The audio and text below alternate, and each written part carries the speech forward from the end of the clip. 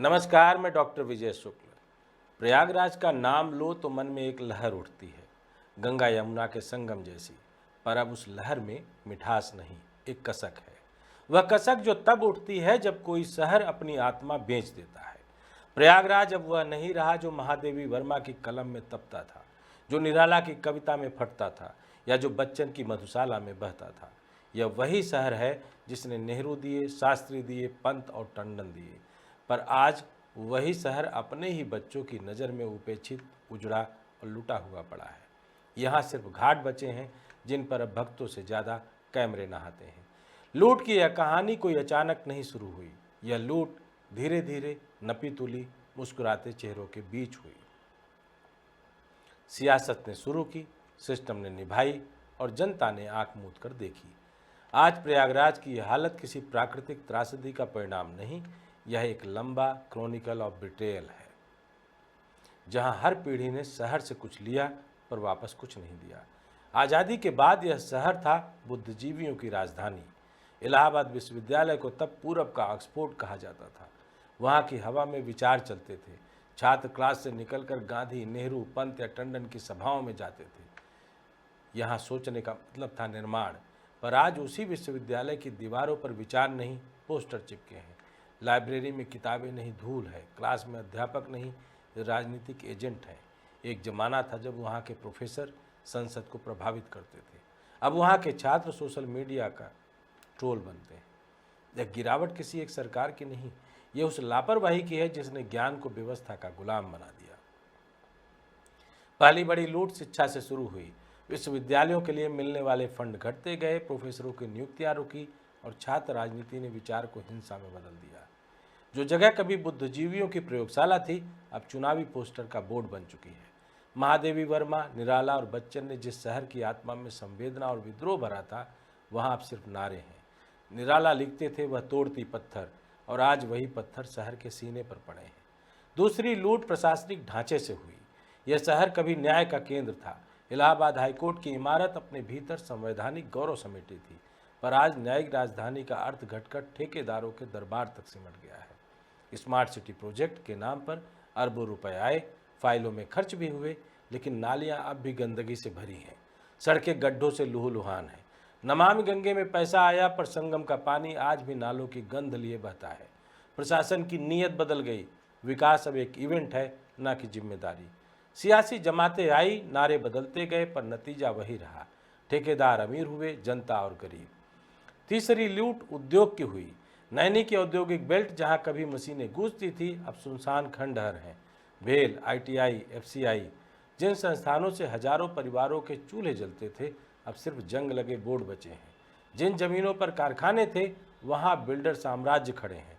मजदूर कॉलोनियों की जगह आलीशान टाउनशिप बन गई, पर उनमें रहने वाला कोई प्रयागराजी नहीं है। यह लूट सबसे निर्दयी थी। इसने रोजगार भी छीना और आत्मसम्मान भी। आज प्रयागराज का युवा नौकरी के लिए लखनऊ या दिल्ली की ओर पलायन कर रहा है। इलाहाबाद विश्वविद्यालय से हर साल हजारों विद्यार्थी निकलते हैं, पर उनमें से 90% को अपने ही शहर में जगह नहीं मिलती। यह ब्रेन ड्रेन नहीं, यह ब्लीडिंग है, और यह ब्लीडिंग शहर के हर मोहल्ले से टपकती है। चौथी लूट संस्कृति की हुई। कुंभ, जो कभी सनातन धर्म का पवित्र संगम था, आज ब्रांड कुंभ बन चुका है। होर्डिंग्स, प्रायोजक मंच और मीडिया की चमक। धार्मिक आयोजन अब भक्ति नहीं, ठेका बन गए हैं। करोड़ों के टेंडर निकलते हैं, हजारों करोड़ के खर्च दिखते हैं, लेकिन सफाई खत्म होते ही गंगा फिर मैली हो जाती है। यह सनातन का अपमान नहीं तो क्या है? धर्म को दिखावे में बदल देना, आध्यात्म को इवेंट में बेच देना, यह वो लूट है जो आत्मा को नंगा करती है। प्रयागराज की गंगा अब श्रद्धा की नहीं, ठेकेदारों की नदी बन गई है। और हैरत की बात यह है कि यही शहर जो खुद को तीर्थराज कहता है, अपने ही पवित्र संगम को रोज प्रदूषित होते देखता है और चुप रहता है। यही चुप्पी असली अपराध है। पांचवी लूट राजनीति ने की। कभी प्रयागराज से देश की दिशा तय होती थी। यह वह शहर था जिसने पंडित नेहरू जैसे वैश्विक नेता पैदा किए, पर आज प्रयागराज की राजनीति, उसके नेताओं की मानसिकता बस नाम बदलने और झंडे फहराने तक सीमित है। कोई नेता नहीं जो इस शहर के लिए बोले। चुनाव में सिर्फ वायदे, बाद में बहाने। इलाहाबाद को प्रयागराज बना देने से अगर विकास होता तो आज यह शहर लंदन होता, पर यह नाम बदलना असल में प्रतीकात्मक लूट थी। जनता के ध्यान को असल मुद्दों से भटकाने की कोशिश। नेता जानते हैं नाम बदलना सस्ता है, काम बदलना मुश्किल, और जनता वह नाम पर ताली बजाती है, सड़क पर कीचड़ में चलती है और अगले चुनाव में फिर वही चेहरा चुनती है। छठी और सबसे भयानक लूट जनता की आत्मा की हुई। यह शहर जो कभी विद्रोहियों की धरती था, अब तमाशबीनों का शहर बन गया है। पहले यहाँ से नारे उठते थे जो शासन हिला देते थे, अब यहाँ सोशल मीडिया पर हीरो बनकर सच्चाई भूल जाते हैं। जनता अपने ही शोषण को कर्मफल समझकर स्वीकार कर चुकी है। यही सबसे बड़ा अपराध है, आत्मचिंतन का पतन। प्रयागराज के लोग अब सवाल नहीं पूछते, वे केवल पोस्टर देखते हैं और भूल जाते हैं यह वही शहर है जिसने नेहरू को जन्म दिया, आज़ाद को पनाह दी, पर अब अपने बच्चों को पलायन के लिए मजबूर कर दिया। महादेवी वर्मा ने कहा था, शब्दों का मोल तभी है जब वे समाज की चेतना को जगाएं, पर अब इस शहर में शब्द बिक गए हैं, चेतना सो गई है। निराला ने जिस तोड़ती पत्थर और बेला की कहानी लिखी थी, उस श्रमिक स्त्री का संघर्ष अब किसी को प्रेरित नहीं करता। जो शहर कभी कविता में जलता था, वो अब ठेके की रोशनी में बुझ गया है। जो शहर कभी कलम से खून मांगता था, अब टीवी की बहस में तालियां मांगता है। यही है प्रयागराज का पतन, वह आत्मा का मर जाना जो एक वक्त में पूरे भारत की आत्मा थी। अब इस शहर को सिर्फ विकास नहीं, प्रायश्चित चाहिए। यह सिर्फ प्रशासनिक सुधार का सवाल नहीं, यह आत्मा की पुनर्जागरण का सवाल है। प्रयागराज को वापस खड़ा करना है तो पहले खुद उसके लोग जागे। उन्हें समझना होगा कि हर नामकरण, हर मेला, हर घोषणा उनके साथ किया गया एक सौम्य धोखा है।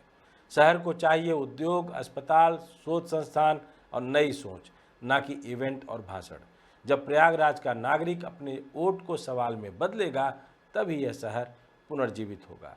प्रयागराज ने देश को प्रधानमंत्री दिए, मगर किसी प्रधानमंत्री ने इस शहर का भाग्य नहीं बदला।